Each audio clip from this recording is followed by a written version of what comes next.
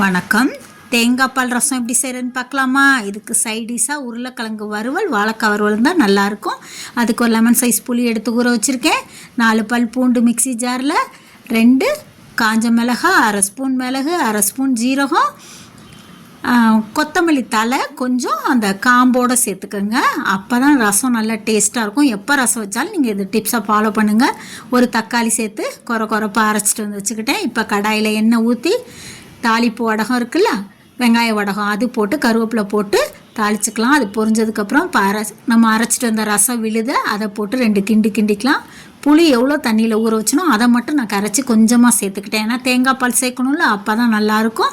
இப்போ உப்பும் மஞ்சத்தூளும் சேர்த்து நல்லா கொதி வரப்போ மல்லித்தலை தூவி அதை கிண்ணத்தில் எடுத்து ஊற்றி வச்சுக்கலாம். இப்போ நம்ம இதை ஆற வச்சிடணும். ஆற வச்சுட்டு தான் தேங்காய் பாலை அதில் சேர்க்கணும், இல்லைன்னா பால் திரிஞ்சிரும்ல. அதனால் இப்போ தேங்காய் பால் எடுத்து வச்சுருக்கேன். நார்மலாக நம்ம தேங்காய் மிக்சியில் போட்டு பால் எடுப்போம்ல, அந்த மாதிரி எடுத்து வச்சுக்கோங்க. எவ்வளோ ரசம் தேவையாவது. இது ஆறுனதுக்கப்புறம் இப்போ அந்த பால் அதோடு சேர்த்துக்கலாம்.